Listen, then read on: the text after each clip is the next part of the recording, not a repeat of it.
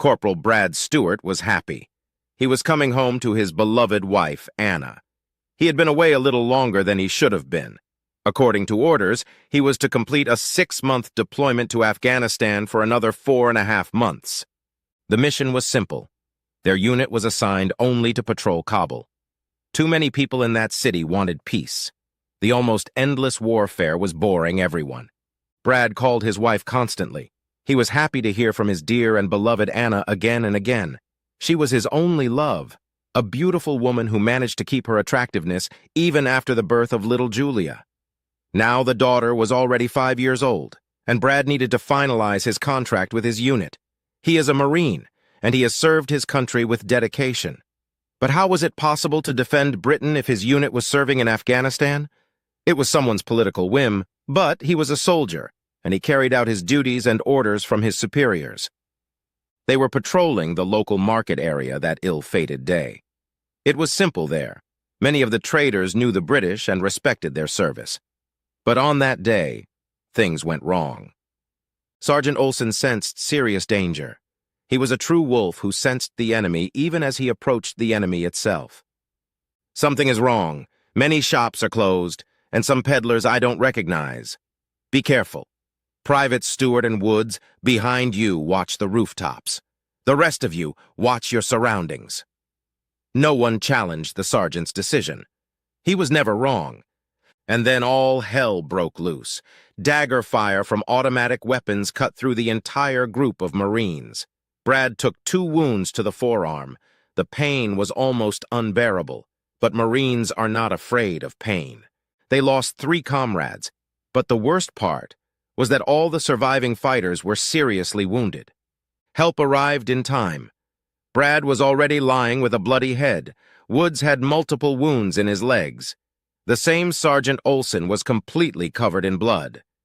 They were rushed to a hospital in Germany. Numerous surgeries and the skill of doctors saved the soldiers' lives. But it cost a lot. Woods lost a leg. Olson's arm was amputated. Brad himself had to put up with a terrible scar on his face and the loss of a foot. But they survived. The treatment paid off. Brad learned to walk with a prosthesis and had a light mask made to cover the mangled half of his face. Brad informed his wife and his family of his injury, but he didn't tell what his problems were.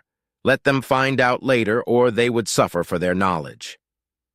After returning to the unit, the Marines had another long month of work with a therapist who helped the soldiers accept their disabilities.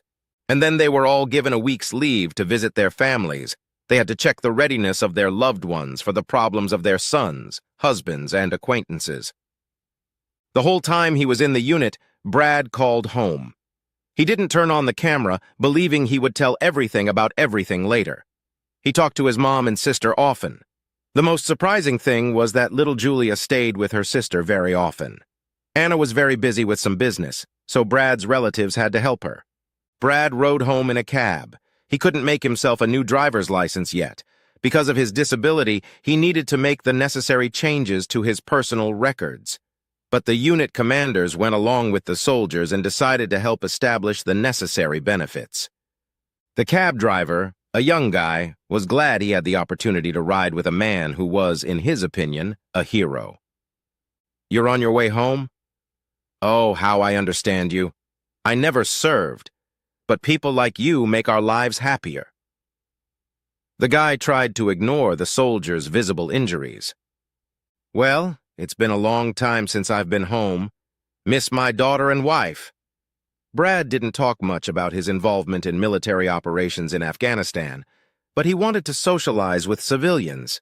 There was no such communication in the unit. When the car stopped outside Brad's house, the driver refused to take any money. Even the military man's requests to take those 50 pounds didn't help. The driver said he was happy to help such a hero. Brad walked up to his house. Everything was quiet. No one was out front.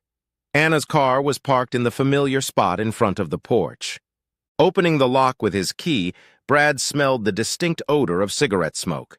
He was surprised, for neither he nor Anna smoked. But the smoke was so distinct that Brad left his soldier bag by the front door and went upstairs to look for the source of the smoke. It was almost silent, but there were some strange noises coming from the bedroom. So Brad opened the door. He opened it to find his best friend Dave lying in his bed with a cigarette in his mouth, and squatting at Dave's feet was a naked Anna. "Oh, my baby girl! I'm already jealous of your brave little soldier.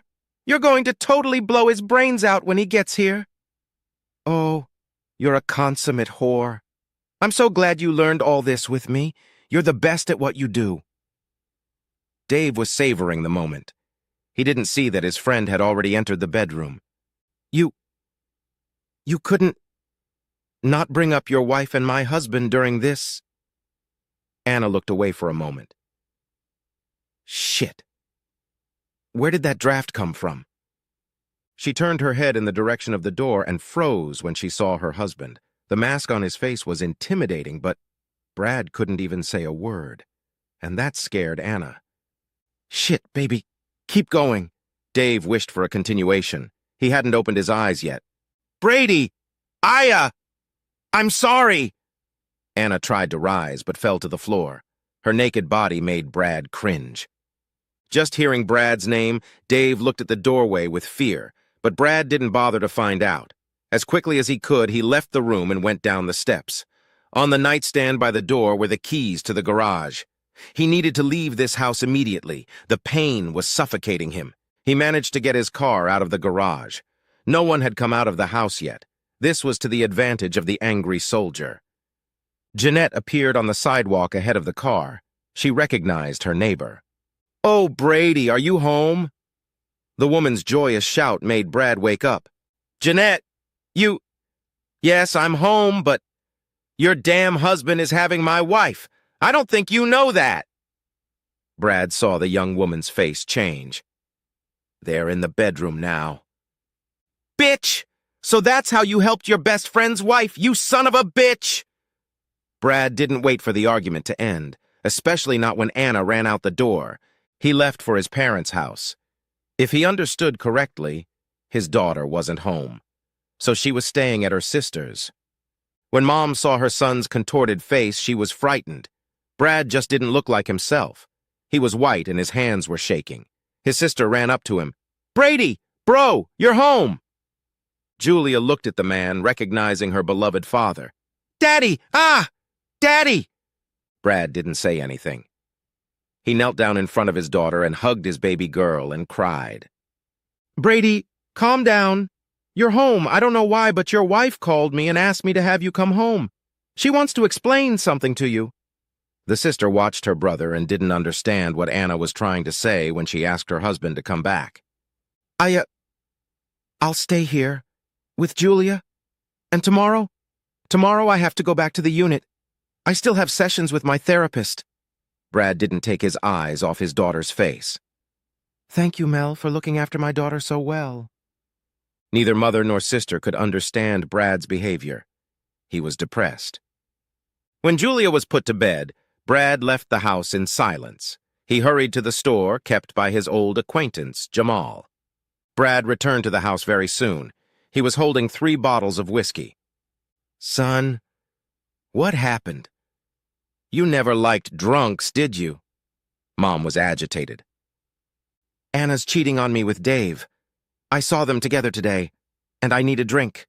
Please lock me in a room, one with no windows. I need to get drunk, please." Brad cried. "Her and Dave? Bitch, I'm gonna kill her. How could she?" Melanie was angry. "And she also called me bitch. And that fucking Dave, how could he?" Brad was locked in that remote room, having taken away sharp objects beforehand, though. Glass bottles might have been even more dangerous. But neither sister nor mother thought anything of it. Even in the middle of the night, both mother and sister would go to the door to the room and hear the cries of their beloved Brad. Anna called once more to Melanie's house and heard many words spoken to her that she would not have even heard a few months ago. It was a disaster. Brad had told his family everything. Jeanette, having learned of Dave's infidelity, threw him out on the street. The man tried to ask to spend the night at Anna's house, but he was also refused. And Brad had a groggy dream in which he remembered a strange song. He had heard it from his American friends. Back in Afghanistan, they'd been very friendly, but only now, in his dream, lying on the floor of a dark room, Brad realized all the words. Yes, he couldn't forget Anna, and even the pain of her betrayal was only made worse by the whiskey. It was a cruel truth. Alcohol doesn't help you forget, not even if you really want it to. In the morning, he could hardly get up, but he did not buy alcohol again. He gave his personal bank cards to his sister and asked her to look after his daughter. Saying goodbye to his daughter was even harder. Brad had promised the little girl that she was going to be fine, and that he loved her more than anything in the world. He left without even thinking about seeing Anna again. He didn't need the story of her cheating. He didn't need a reason. He was in pain. His heart was being torn to shreds. Broken and exhausted, he returned to the unit on his second day of leave. The psychologist working with him did not recognize his client. He was indifferent to life. He managed to go through all the formalities and got his insurance transferred to his sister's account. Corporal Smith was closing everything that was connected with Anna, but he didn't have time to divorce her. Brad died in his room at night. He didn't drink much whiskey, just his exhausted heart stopped. He died still loving and, at the same time, hating his wife. Almost their entire town came to his funeral. It seemed like everyone knew the nice guy Brad Stewart. Anna was also at the funeral, but she was shunned by all their former friends. Anna couldn't take the humiliation and the pain she'd caused herself. She started drinking. Leaving her daughter to Melanie, Anna executed a transfer of parental rights for her husband's sister.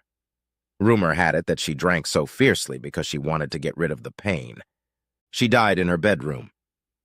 Melanie came to get clothes for Julia and found the body of her late brother's wife on the floor beside the bed. On the bed itself was a small note in which Anna had asked to be buried next to Brad. Melanie carried out the deceased's last wishes. You know, I can condemn Anna Stewart, the cheater and whore who couldn't keep her legs together and gave in to her base desires. I can even join you in shouting, "Burn the cheater" at the world. I could go and piss on her grave. But for some reason, that's not what I want to know. Why don't we blame the person who used this woman? Why didn't Bloody Dave, that skillful snake seducer, get hurt? No one's going to hold him accountable for killing two loving hearts. He won't stand trial for destroying his friend's family. You know, like Brad, I don't want to know why Anna went through with this betrayal. I don't want all the words that cheaters in all countries say. Did she love her husband? Yes, she loved him. Did she regret the affair? Definitely yes. Well, you can make up the rest.